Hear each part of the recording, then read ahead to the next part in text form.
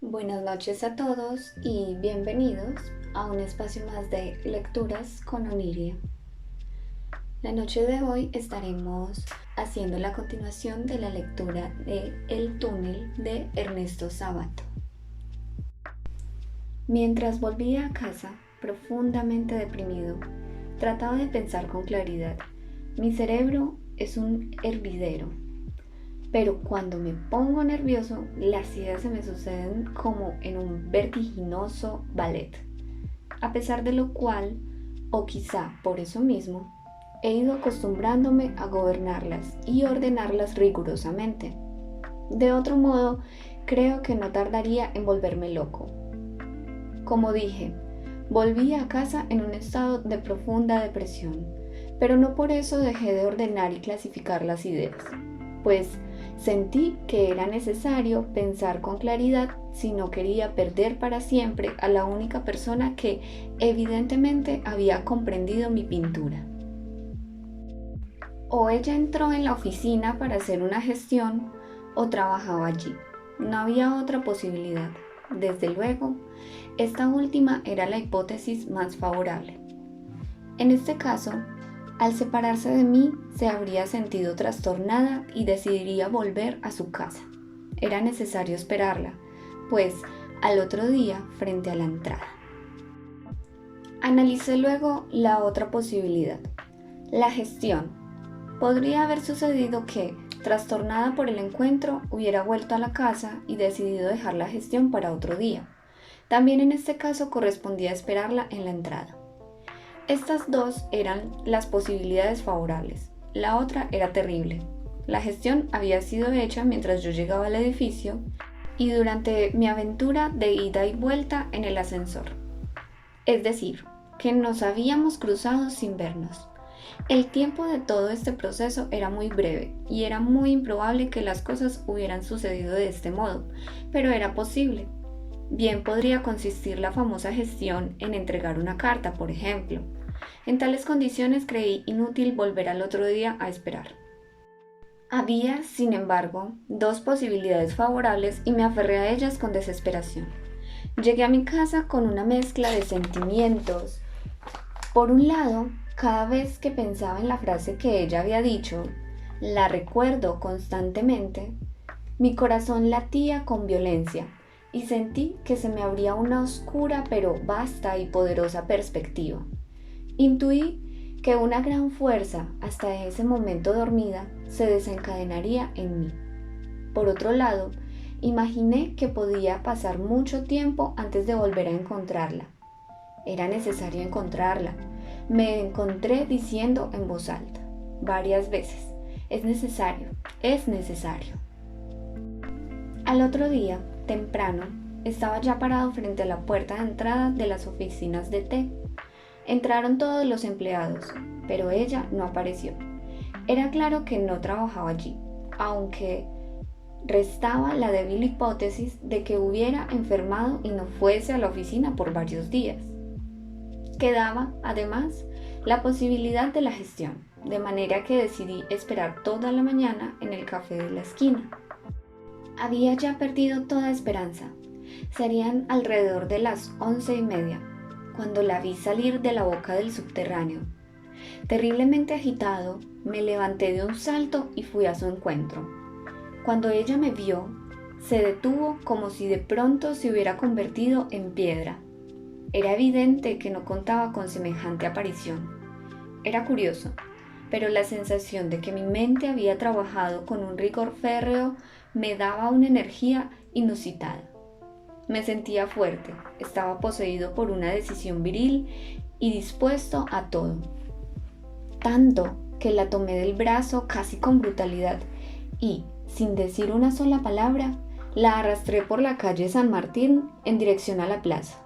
Parecía desprovista de voluntad, no dijo ni una sola palabra. Cuando habíamos caminado unas 2 cuadras, me preguntó, ¿a dónde me lleva? A la Plaza San Martín. Tengo mucho que hablar con usted, le respondí, mientras seguía caminando con decisión, siempre arrastrándola del brazo. Murmuró algo referente a las oficinas de té, pero yo seguía arrastrándola y no oí nada de lo que me decía. Agregué, tengo muchas cosas que hablar con usted. No ofrecía resistencia. Yo me sentía como un río crecido que arrastra una rama. Llegamos a la plaza y busqué un banco aislado. ¿Por qué huyó? Fue lo primero que le pregunté. Me miró con esa expresión que yo había notado el día anterior, cuando me dijo, la recuerdo constantemente. Era una mirada extraña, fija, penetrante, parecía venir de atrás.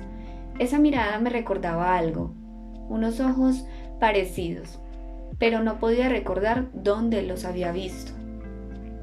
No sé, respondió finalmente. También querría huir ahora. Le apreté el brazo.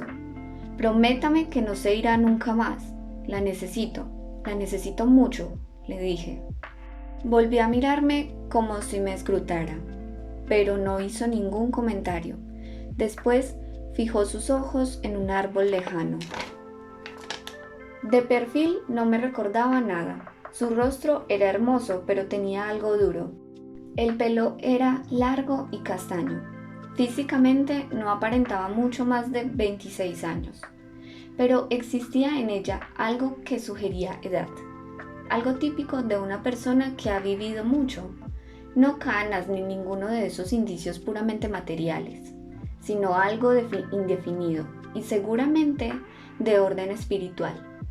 Quizá la mirada, pero ¿hasta qué punto se puede decir que la mirada de un ser humano es algo físico? Quizá la manera de apretar la boca, pues aunque la boca y los labios son elementos físicos, la manera de apretarlos y ciertas arrugas son también elementos espirituales. No pude precisar en aquel momento, ni tampoco podría precisarlo ahora. ¿Qué era? En definitiva, lo que daba esa impresión de edad. Pienso que también podría ser el modo de hablar. Necesito mucho de usted, repetí. No respondió, seguía mirando el árbol. ¿Por qué no habla?, le pregunté. Sin dejar de mirar el árbol, contestó.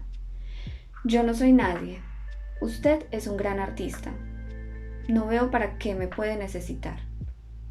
Le grité brutalmente. Le digo que la necesito, ¿me entiende? Siempre mirando el árbol, musitó. ¿Para qué? No respondí en el instante. Dejé su brazo y quedé pensativo. ¿Para qué? En efecto. Hasta ese momento no me había hecho con claridad la pregunta, y más bien había obedecido a una especie de instinto. Con una ramita comencé a trazar dibujos geométricos en la tierra. No sé, murmuré al cabo de un buen rato. Todavía no lo sé. Reflexionaba intensamente y con la ramita complicaba cada vez más los dibujos. Mi cabeza es un laberinto oscuro. A veces hay como relámpagos que iluminan algunos corredores. Nunca termino de saber por qué hago ciertas cosas. No es eso. Me sentía bastante tonto. De ninguna manera era esa mi forma de ser. Hice un gran esfuerzo mental. ¿Acaso yo no razonaba? Por el contrario, mi cerebro estaba constantemente razonando, como una máquina de calcular. Por ejemplo, en esta misma historia no me había pasado meses razonando y barajando hipótesis y clasificándolas, y, en cierto modo, no había encontrado a María al fin, gracias a mi capacidad lógica. Sentí que estaba cerca de la verdad, muy cerca, y tuve miedo de perderla. Hice un enorme esfuerzo. Grité. No es que no sepa razonar, al contrario, razono siempre, pero imagine usted un capitán que en cada instante fija matemáticamente su posición y sigue su ruta hacia el objetivo con un rigor implacable, pero que no sabe por qué va hacia ese objetivo, ¿entiende? Me miró un instante con perplejidad. Luego volvió nuevamente a mirar el árbol. Siento que usted será algo esencial para lo que tengo que hacer, aunque todavía no me doy cuenta de la razón. Volví a dibujar con la ramita y seguí haciendo un gran esfuerzo mental. Al cabo de un tiempo agregué: Por lo pronto, sé que es algo vinculado a la escena de la ventana.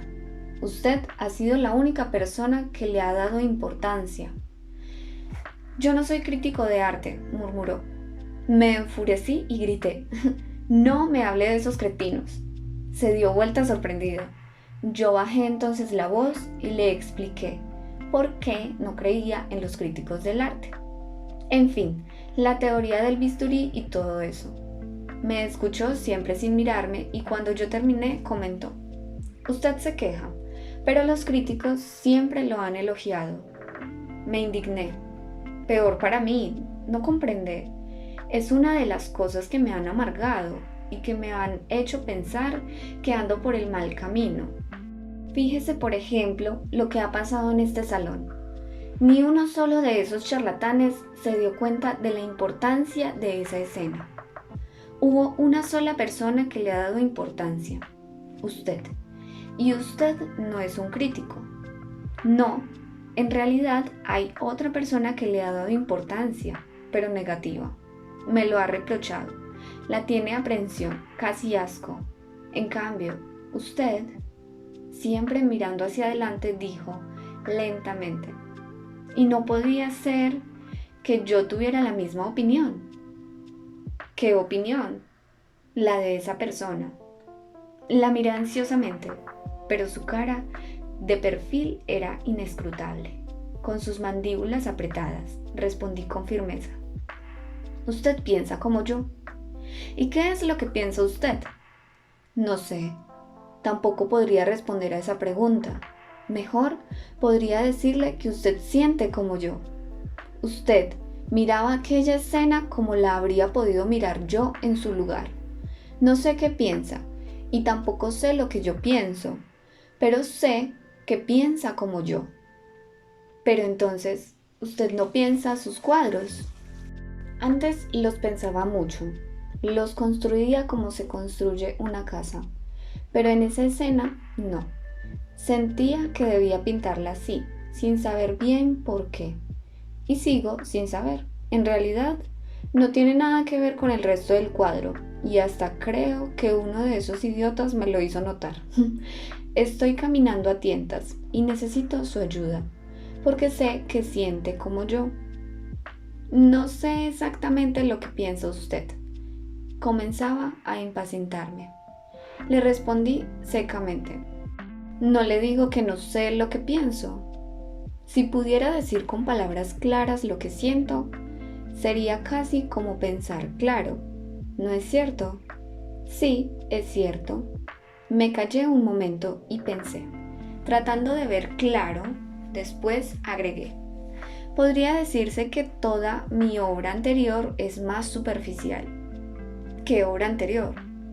La anterior a la ventana. Me concentré nuevamente y luego dije: no, no es eso exactamente, no es eso. No es que fuera más superficial. ¿Qué era verdaderamente? Nunca hasta ese momento me había puesto a pensar en ese problema.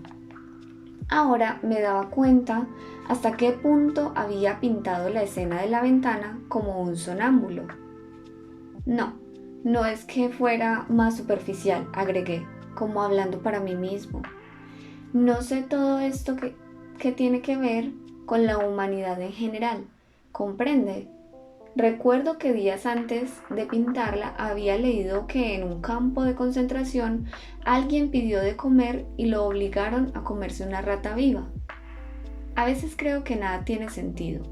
En un planeta minúsculo que corre hacia la nada desde millones de años, nacemos en medio de dolores, crecemos, luchamos, nos enfermamos, sufrimos, hacemos sufrir, gritamos, morimos, mueren y otros están naciendo para volver a empezar la comedia inútil.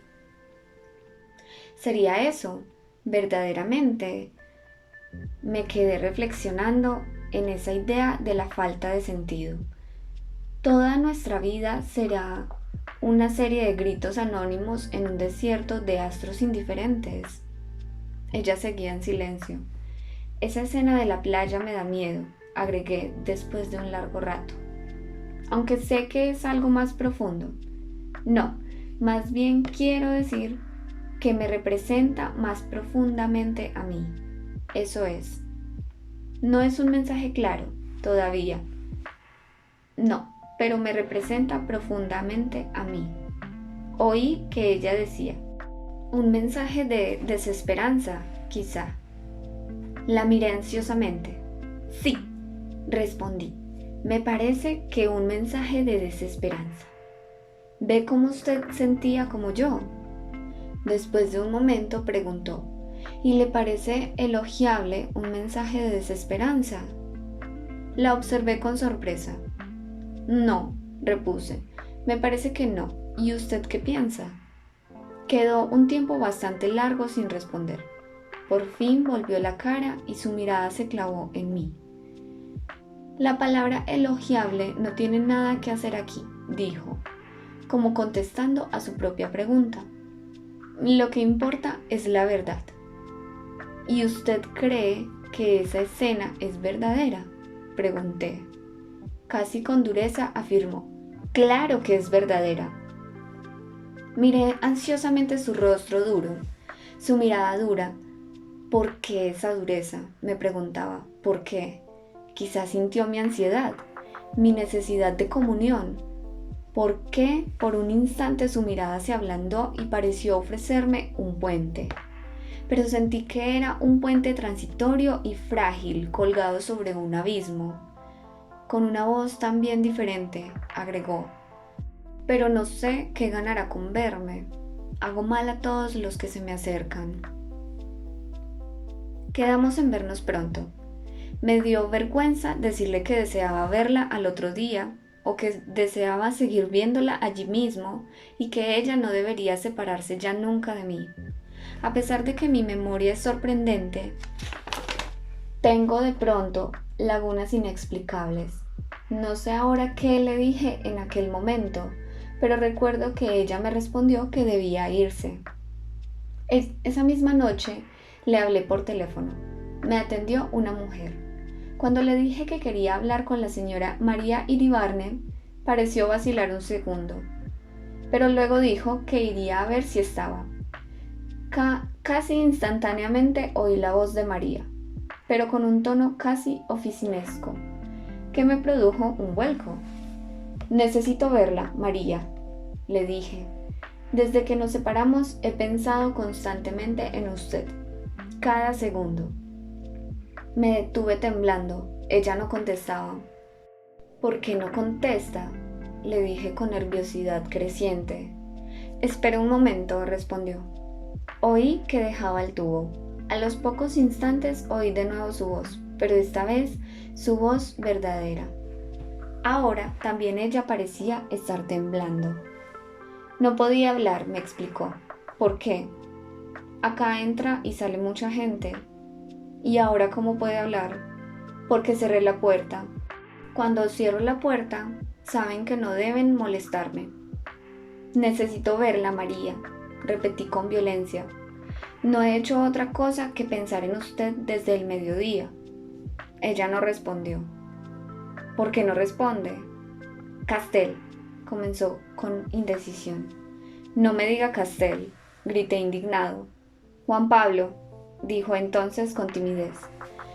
Sentí que una interminable felicidad comenzaba con esas dos palabras, pero María se había detenido nuevamente.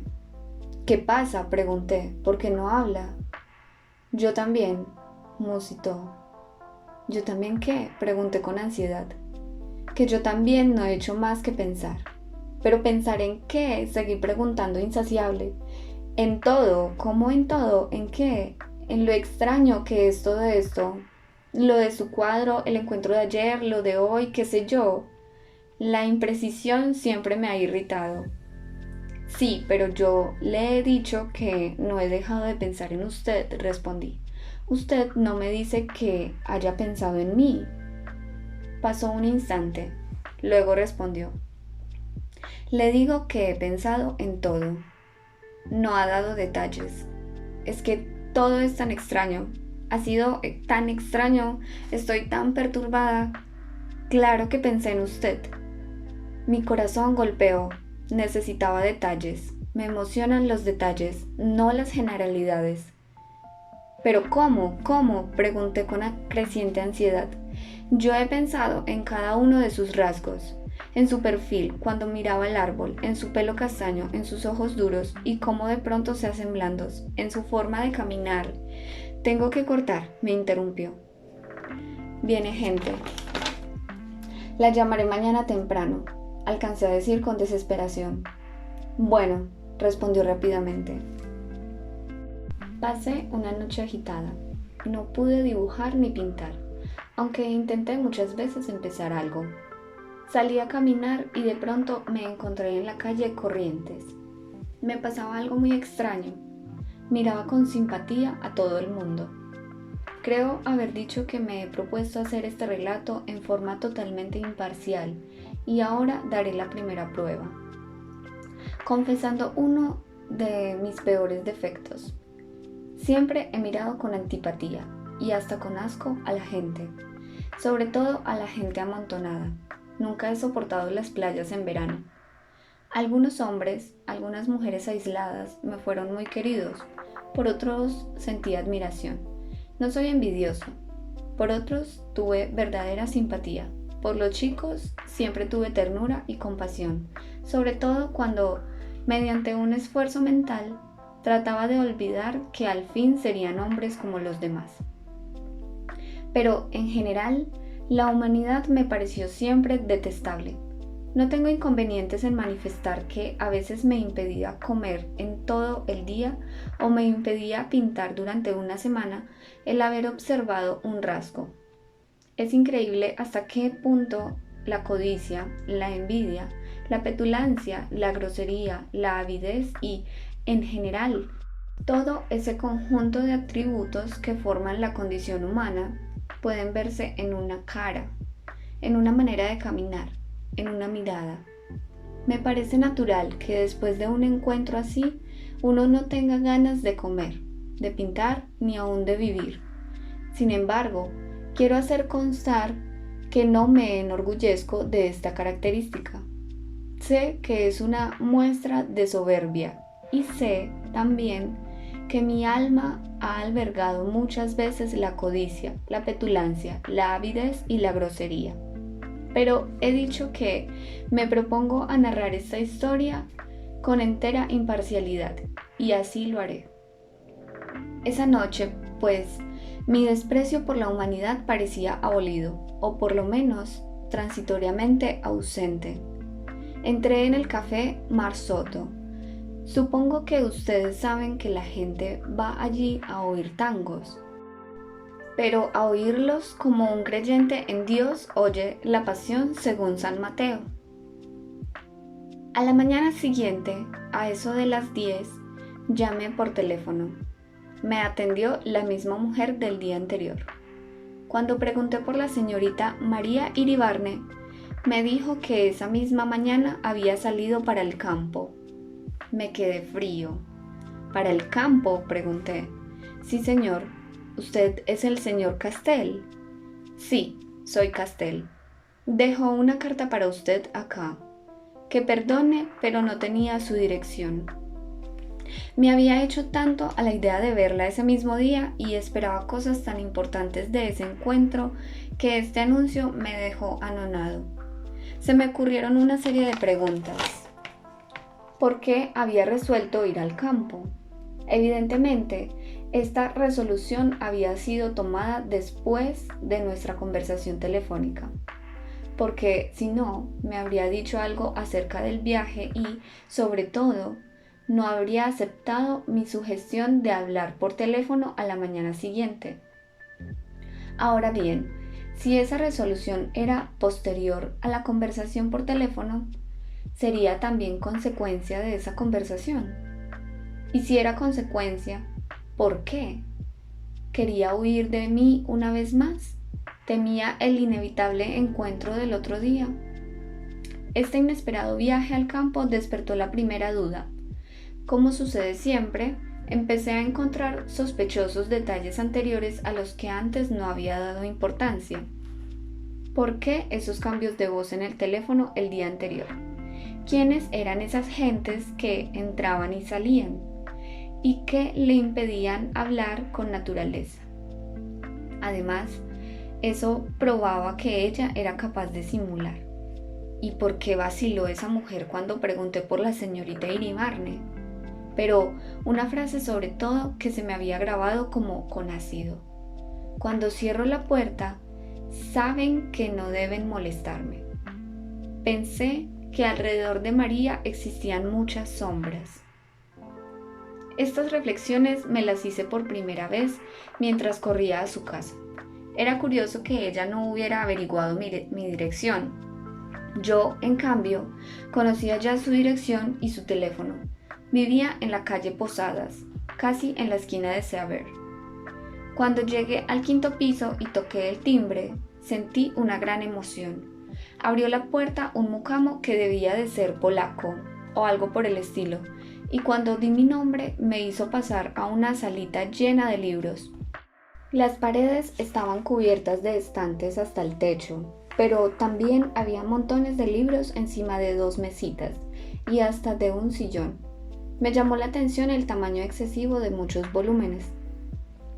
Me levanté para echar un vistazo a la biblioteca. De pronto tuve la impresión de que alguien me observaba en silencio a mis espaldas.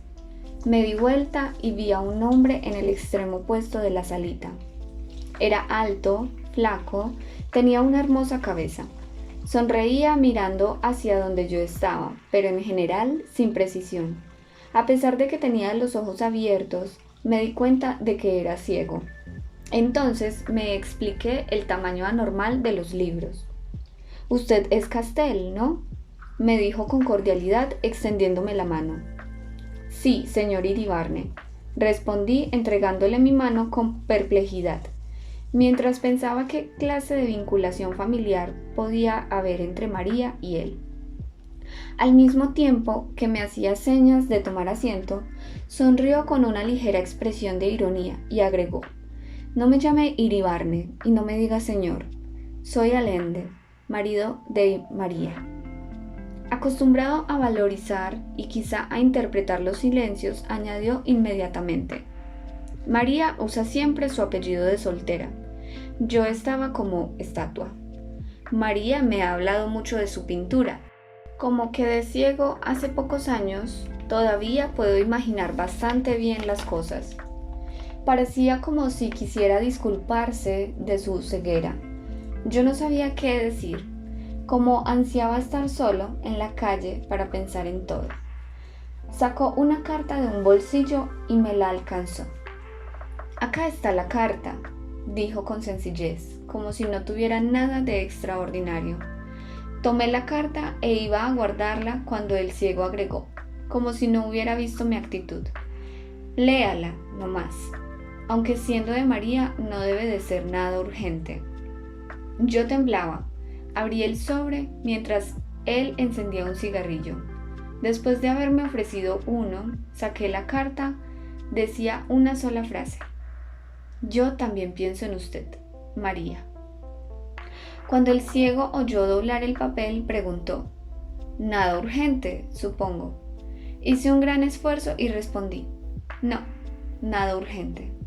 Me sentí una especie de monstruo, viendo sonreír al ciego que me miraba con los ojos bien abiertos. «Así es, María», dijo, como pensando para sí. Muchos confunden sus impulsos con urgencias.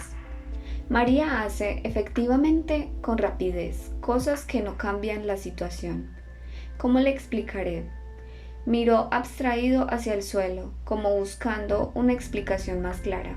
Al rato dijo: «Como alguien que estuviera parado en un desierto y de pronto cambiase de lugar con gran rapidez. ¿Comprende? La velocidad no importa. Siempre se está en el mismo paisaje». Fumó y pensó un instante más, como si yo no estuviera. Luego agregó: «Aunque no sé si es esto exactamente. No tengo mucha habilidad para las metáforas». No veía el momento de huir de aquella sala maldita, pero el ciego no parecía tener apuro. «Qué abominable comedia es esta», pensé. «Ahora, por ejemplo», prosiguió Allende, Se levanta temprano y me dice que se va a la estancia. ¿A la estancia?, pregunté inconscientemente. Sí, a la estancia nuestra, es decir, a la estancia de mi pueblo, pero ahora está en manos de mi primo Hunter. Supongo que lo conoce. Esta nueva revelación me llenó de zozobra y al mismo tiempo de despecho. ¿Qué podría encontrar María en ese imbécil mujeriego y cínico?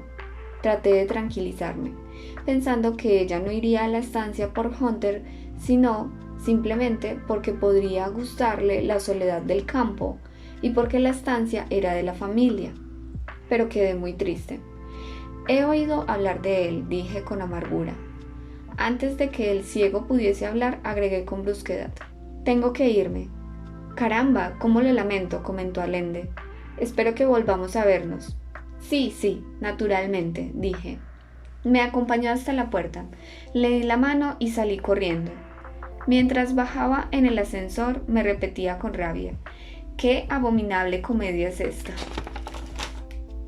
Necesitaba despejarme y pensar con tranquilidad. Caminé por Posadas, hacia el lado de la Recoleta. Mi cabeza era un pandemonio, una cantidad de ideas, sentimientos de amor y de odio, preguntas, resentimientos y recuerdos que se mezclaban y aparecían sucesivamente. ¿Qué idea era esta, por ejemplo, de hacerme ir a la casa a buscar una carta y hacérmela entregar por el marido? ¿Y cómo no me había advertido que era casada? ¿Y qué diablos tenía que hacer en la estancia con el sinvergüenza de Hunter? ¿Y por qué no había esperado mi llamada telefónica? ¿Y ese ciego? ¿Qué clase de bicho era? Dije, ya que tengo una idea desagradable de la humanidad, debo confesar ahora que los ciegos no me gustan nada y que siento delante de ellos una impresión semejante a la que me producen ciertos animales, fríos, húmedos y silenciosos, como las víboras. Si se agrega el hecho de leer delante de él una carta de la mujer que decía «Yo también pienso en usted», no es difícil adivinar la sensación de asco que tuve en estos momentos. Traté de ordenar un poco el caos de mis ideas y sentimientos y proceder con método, como acostumbro. Había que empezar por el principio, y el principio, por lo menos el inmediato, era evidentemente la conversación por teléfono. En esa conversación habían varios puntos oscuros. En primer término, si en esa casa era tan natural que ella tuviera relaciones con hombres, ¿cómo lo probaba el hecho de la carta a través del marido? ¿Por qué emplear una voz neutra y oficinesca hasta que la puerta estuvo cerrada?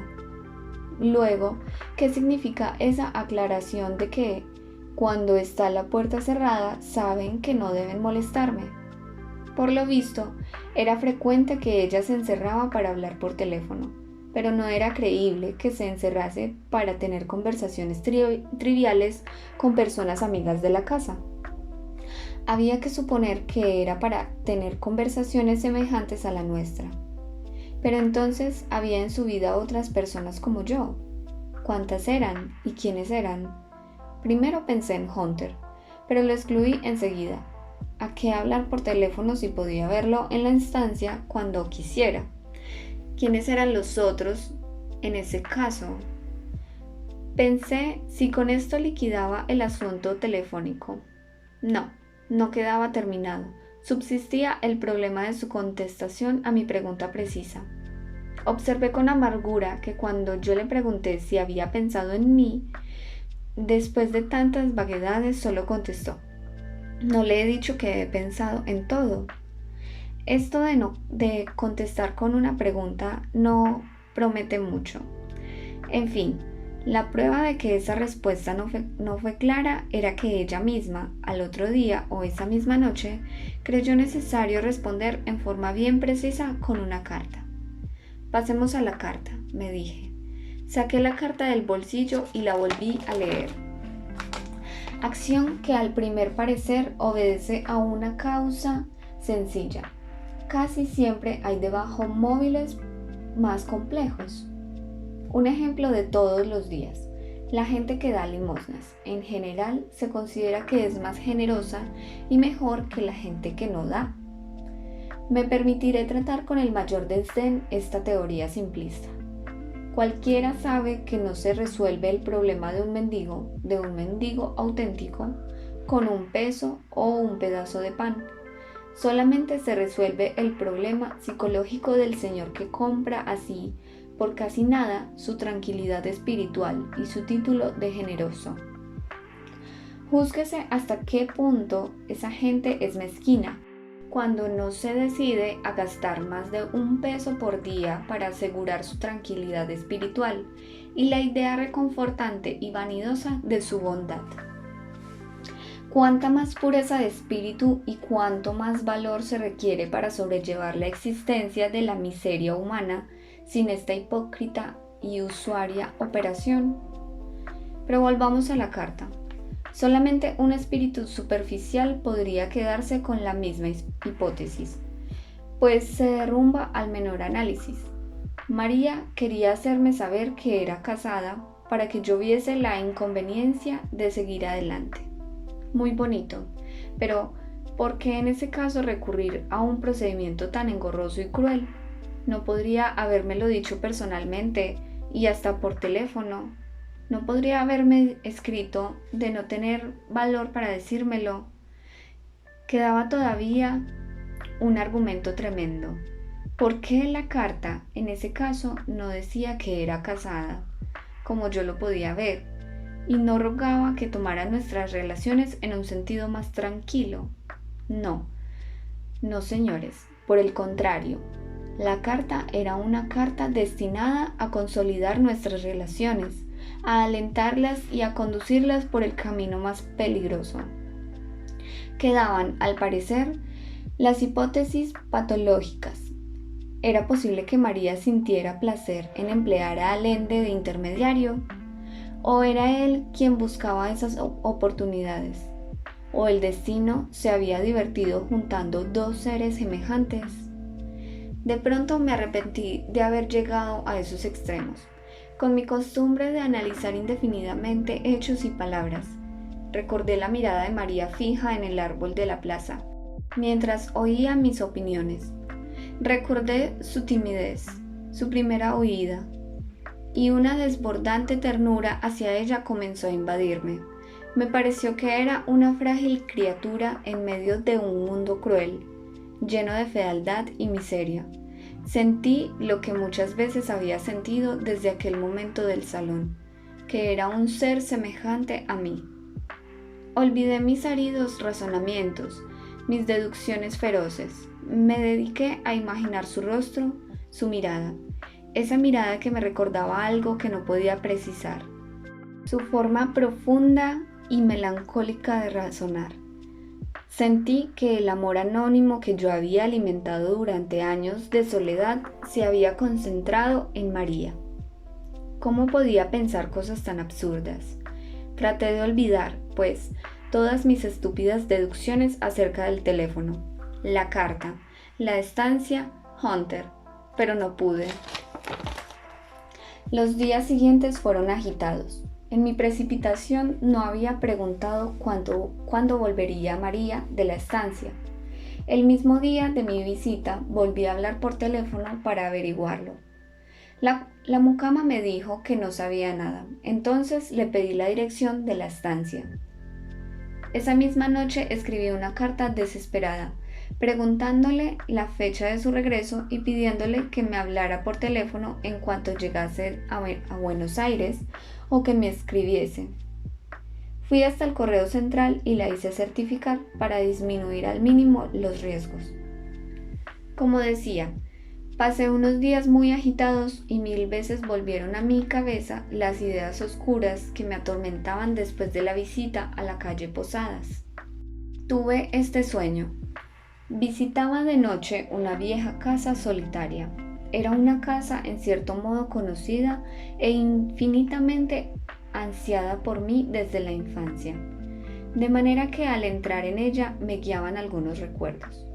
pero a veces me encontraba perdido en la oscuridad o tenía la impresión de enemigos escondidos que podían asaltarme por detrás, o de gentes que cuchicheaban y se burlaban de mí, de mi ingenuidad. ¿Quiénes eran esas gentes y qué querían? Y sin embargo, y a pesar de todo, sentía que en esa casa renacían en mí los antiguos amores de la adolescencia, con los mismos temblores y esa sensación de suave locura, de temor y de alegría. Cuando me desperté, comprendí que la casa del sueño era María. En los días que precedían a la llegada de su carta, mi pensamiento era como un explorador perdido en un paisaje neblinoso. Acá y allá, con gran esfuerzo, lograba vislumbrar vagas siluetas de hombres y cosas, indecisos perfiles de peligros y abismos. La llegada de la carta fue como la salida del sol, pero este sol era un sol negro, un sol nocturno. No sé si se puede decir esto, pero aunque no soy escritor y aunque no estoy seguro de mi precisión, no retiraría la palabra nocturno. Esta palabra era, quizá, la más apropiada para María, entre todas las que se conforman nuestro imperfecto lenguaje. Esta es la carta que me envió. He pasado 3 días extraños. El mar, la playa, los caminos me fueron trayendo recuerdos de otros tiempos.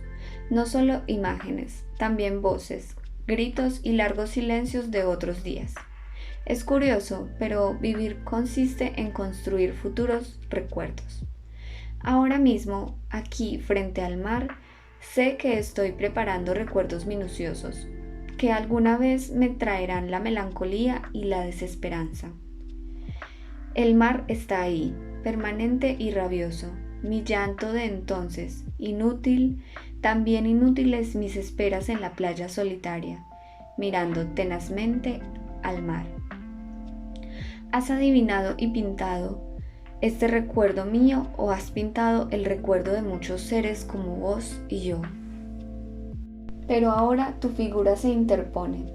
Estás entre el mar y yo. Mis ojos se encuentran tus ojos.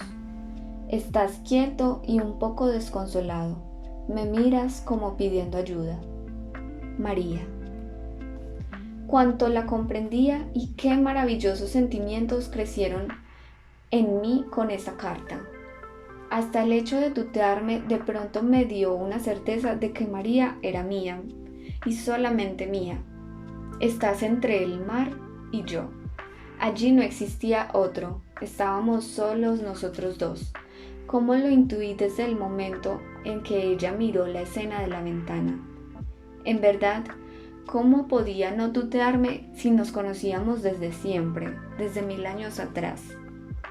Si cuando ella se detuvo frente a mi cuadro y miró aquella pequeña escena sin oír ni ver a la multitud que nos rodeaba, ya era como si nos hubiésemos tuteado y enseguida supe cómo era y quién era, cómo la necesitaba y cómo también yo le era necesario.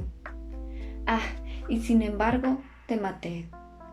Y he sido yo quien te ha matado, yo, que veía cómo a través de un muro de vidrio sin poder tocarlo, tu rostro mudo y ansioso, yo, tan estúpido, tan ciego, tan egoísta, tan cruel. Basta de fusiones. Dije que relataría esta historia en forma escueta y así lo haré. Amaba desesperadamente a María, y no obstante la palabra amor no se había pronunciado entre nosotros. Esperé con ansiedad su retorno de la estancia para decírsela, pero ella no volvía. A medida que fueron pasando los días, creció en mí una especie de locura. Le escribí una segunda carta que simplemente decía: te quiero, María, te quiero, te quiero. A los 2 días recibí por fin una respuesta que decía estas únicas palabras: tengo miedo de hacerte mucho mal.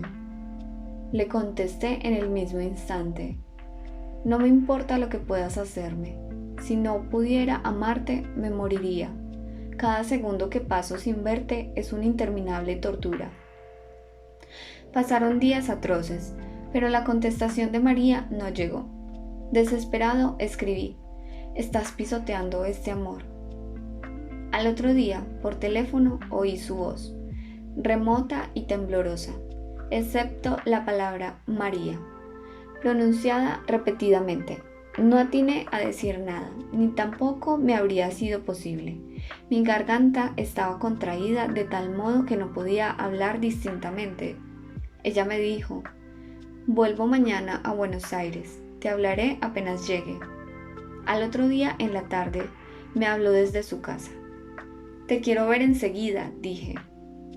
Sí, nos veremos hoy mismo, respondió. Te espero en la Plaza San Martín, le dije. María pareció vacilar, luego respondió: preferiría en la Recoleta. Estaré a las 8. ¿Cómo esperé aquel momento? ¿Cómo caminé sin rumbo por las calles para que el tiempo pasara más rápido? ¿Qué ternura sentía en mi alma? Qué hermosos me parecían el mundo, la tarde de verano, los chicos que jugaban en la vereda. Pienso ahora hasta qué punto el amor enceguece y qué mágico poder de transformación tiene. La hermosura del mundo, si es para morirse de la risa. Habían pasado pocos minutos de las 8 cuando vi a María que se acercaba, buscándome en la oscuridad. Era ya muy tarde para ver su cara, pero reconocí su manera de caminar. Nos sentamos, la apreté del brazo y repetí su nombre incesantemente, muchas veces. No acertaba a decir otra cosa, mientras ella permanecía en silencio. ¿Por qué te fuiste a la instancia?, pregunté por fin, con violencia. ¿Por qué me dejaste solo? ¿Por qué dejaste esa carta en tu casa? ¿Por qué no me dijiste que eras casada? Ella no respondía. Le estrujé el brazo. Gimió. Me haces mal, Juan Pablo, dijo suavemente. ¿Por qué no me decís nada? ¿Por qué no respondes? No decía nada. ¿Por qué? ¿Por qué? Por fin respondió. Porque todo ha de tener respuesta. No hablemos de mí, hablemos de vos, de tus trabajos, de tus preocupaciones. Pensé constantemente en tu pintura, en lo que me dijiste en la Plaza San Martín. Quiero saber qué haces ahora, qué piensas, si has pintado o no. Le volví a estrujar el brazo con rabia. No, le respondí, no es de mí que deseo hablar de nosotros dos. Necesito saber si me querés, nada más que eso, saber si me querés. No respondió. Desesperado por el silencio y por la oscuridad que no me permitía adivinar sus pensamientos a través de sus ojos, encendí un fósforo. Ella dio vuelta rápidamente la cara, escondiéndola. Le tomé la cara con mi otra mano y la obligué a mirarme. Estaba llorando silenciosamente. Ah, entonces no me querés, dije con amargura. Mientras el fósforo se apagaba vi, sin embargo, cómo me miraba con ternura. Luego, ya en plena oscuridad, sentí que su mano acariciaba mi cabeza. Me dijo suavemente: claro que te quiero. ¿Por qué hay que decir ciertas cosas? Sí, le respondí, pero ¿cómo me querés? Hay muchas maneras de querer. Se puede querer a un perro, a un chico. Yo quiero decir amor, verdadero amor, ¿entendés? Tuve una rara intuición. Encendí rápidamente otro fósforo, tal como lo había intuido. El rostro de María sonreía. Es decir, ya no sonreía, pero había estado sonriendo un décimo de segundo antes. Me ha sucedido a veces darme vuelta de pronto con la sensación de que me espiaban, no encontrar a nadie y sin embargo sentir que la soledad me rodeaba era reciente y que algo fugaz había desaparecido. Como si un leve temblor quedara vibrando en el ambiente. Era algo así. ¿Has estado sonriendo?, dije con rabia. ¿Sonriendo?, preguntó asombrada. Sí, sonriendo. A mí no me engañan tan fácilmente. Me fijo mucho en los detalles. ¿En qué detalles te has fijado?, preguntó. Quedaba algo en tu cara, rastros de una sonrisa. ¿Y de qué podías sonreír?, volvió a decir con dureza. De mi ingenuidad, de mi pregunta si me querías verdaderamente o como un chico, qué sé yo, pero habías estado sonriendo, de eso no tengo ninguna duda. María se levantó de golpe. ¿Qué pasa?, pregunté asombrado. Me voy, repuso secamente. Me levanté como un resorte. ¿Cómo que te vas? Sí, me voy. ¿Cómo que te vas? ¿Por qué? No respondió. Casi la sacudí con los dos brazos. ¿Por qué te vas? Temo que tampoco vos me entiendas. Me dio rabia. ¿Cómo? Te pregunto algo que para mí es cosa de vida o muerte. En vez de responderme, sonreís y además te enojas. Claro que es para mí no entenderte. Imaginas que he sonreído, comentó con sequedad. Estoy seguro, pues te equivocas, y me duele infinitamente que hayas pensado eso. No sabía qué pensar. En rigor, yo no había visto la sonrisa, sino algo así como un rastro en una cara ya seria. No sé, María, perdóname, dije abatido, pero tuve la seguridad de que habías sonreído. Me quedé en silencio. Estaba muy abatido. Al rato, sentí que su mano tomaba mi brazo con ternura. Oí enseguida su voz, ahora débil y dolorida. Pero, ¿cómo pudiste pensarlo? No sé, repuse casi llorando. Me hizo sentar nuevamente y me acarició la cabeza como lo había hecho al comienzo. Te advertí que te haría mucho mal, me dijo al cabo de unos instantes de silencio. Ya ves cómo tenía razón. Ha sido culpa mía, respondí. No, quizá ha sido culpa mía, comentó pensativamente, como si hablase consigo misma. Qué extraño, pensé. ¿Qué es lo extraño?, preguntó María. Me quedé asombrado y hasta pensé, muchos días después, que era capaz de leer los pensamientos. Hoy mismo no estoy seguro de que yo haya dicho aquellas palabras en voz alta, sin darme cuenta. ¿Qué es lo extraño?, volvió a preguntarme, porque yo, en mi asombro, no había respondido. Qué extraño lo de tu edad. ¿De mi edad? Sí, de tu edad. ¿Qué edad tenés?, rió. ¿Qué edad crees que tengo? Eso es precisamente lo extraño, respondí.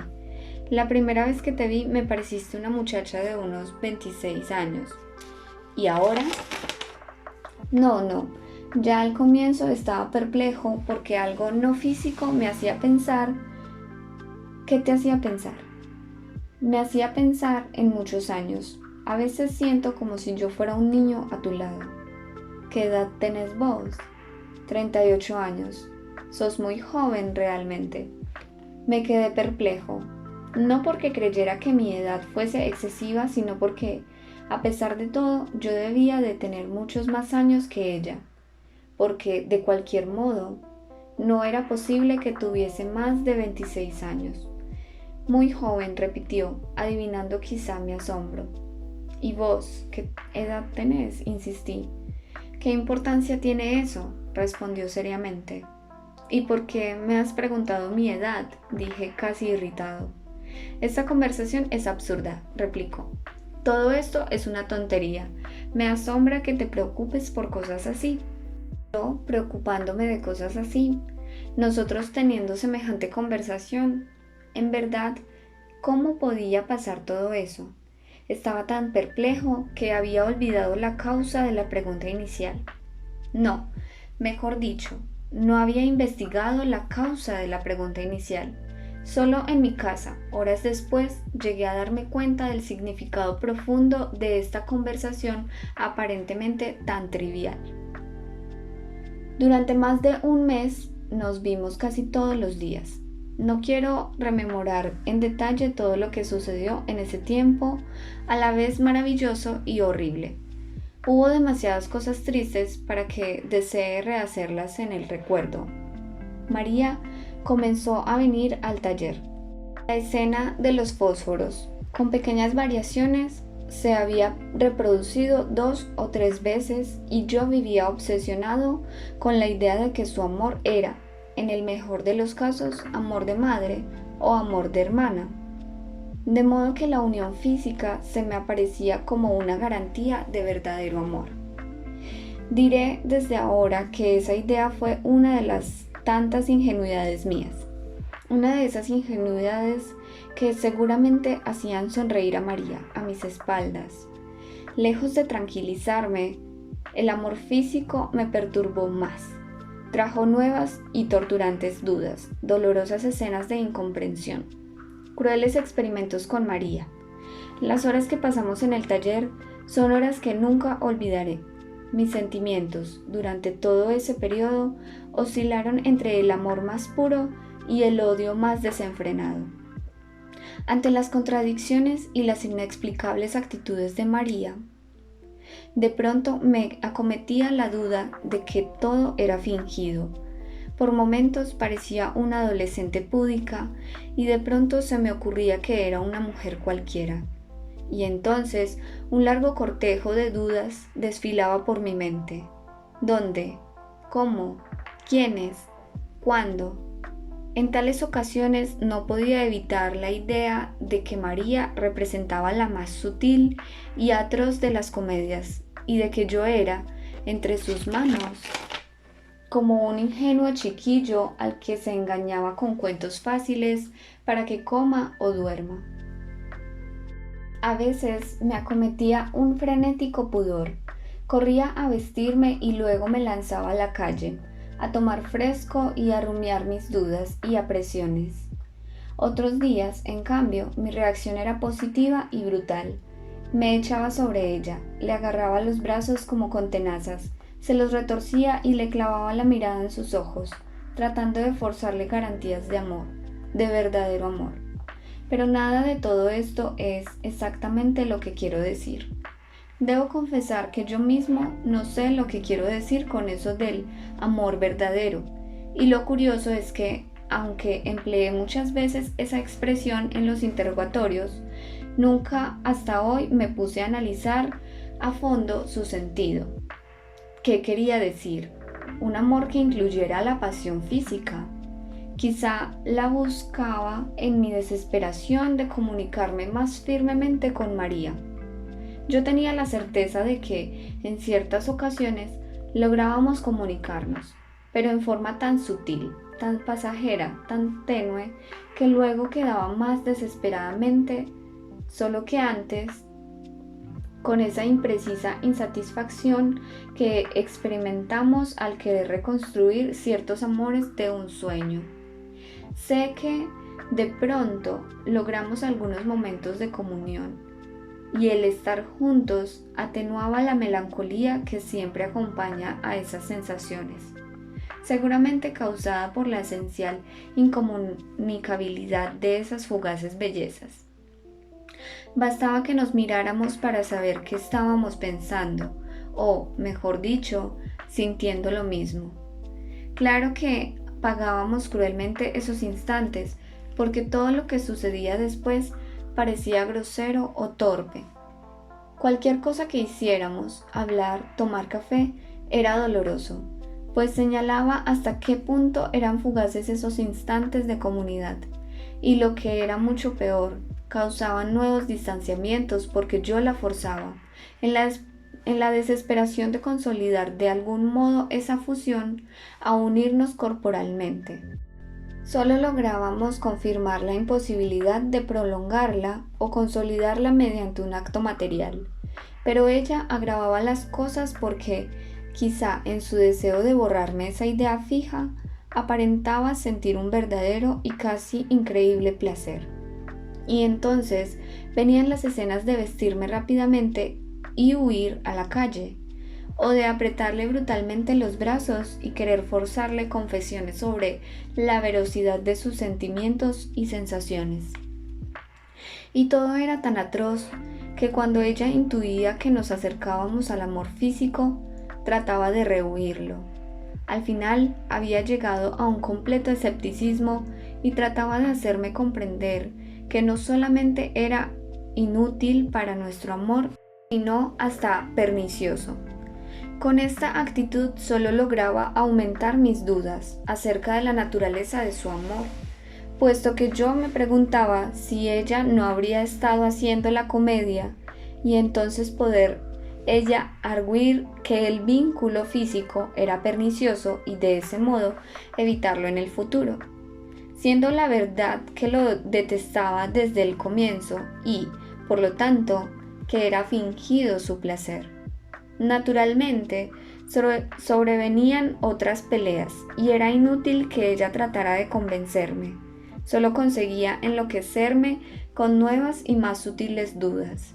Y así recomenzaban nuevos y más complicados interrogatorios. Lo que más me indignaba ante el hipotético engaño era el haberme entregado a ella completamente indefenso, como una criatura. Si alguna vez sospecho que me has engañado, le decía con rabia, te mataré como a un perro. Le retorcía los brazos y la miraba fijamente en los ojos, por si podía advertir algún indicio, algún brillo sospechoso, algún fugaz destello de ironía. Pero en esas ocasiones me miraba asustada como un niño, o tristemente con resignación, mientras comenzaba a vestirse en silencio. Un día la discusión fue más violenta que de costumbre y llegué a gritarle puta. María quedó muda y paralizada. Luego, lentamente, en silencio, fue a vestirse detrás del biombo de las modelos. Y cuando yo, después de luchar entre mi odio y mi arrepentimiento, corrí a pedirle perdón, vi que su rostro estaba empapado en lágrimas. No supe qué hacer. La besé tiernamente en los ojos. Le pedí perdón con humildad. Lloré ante ella. Me acusé de ser un monstruo cruel, injusto y vengativo. Y eso duró mientras ella mostró algún resto de desconsuelo. Pero apenas se calmó y comenzó a sonreír con felicidad, empezó a parecerme poco natural que ella no siguiera triste.